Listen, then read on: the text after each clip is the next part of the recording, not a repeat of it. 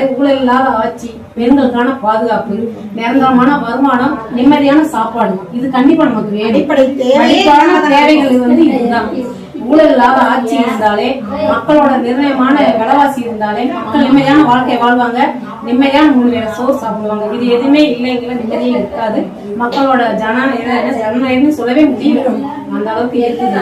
இதை மாற்றி அண்ணா வந்து மாற்றி அமைக்கணும் எதிர்பார்த்துட்டு இருக்காங்க. மக்களாட்சி இல்லாம அரசியல் ஆட்சியா தான் போய்கிட்டு இருக்கு. அவங்களுடைய அரசியல்காரங்க என்ன ஆட்சி ஆடுறாங்களோ அவங்கதான் ஆண்டுட்டு இருக்காங்க.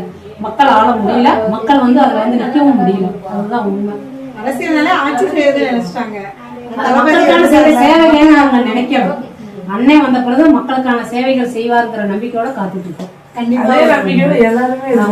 தாவேக்காவை வந்து நாங்க ரொம்ப ரொம்ப ரொம்ப எதிர்பார்த்துட்டு இருக்கோம்ல. ஜெயிக்க உட்காரப்ப 2026 எங்க அண்ணா தான் வருவார், நிப்பாருங்கிற நம்பிக்கை எங்களுக்கு முழுக்க முழுக்க இருக்கு. அதுக்கான இதுகளும் கடவுள் வந்து எல்லா விதத்திலையும் துணை இருப்பாருங்கிற நம்பிக்கையும் இருக்கு. கண்டிப்பா வருவார். வெற்றி நிச்சயம்.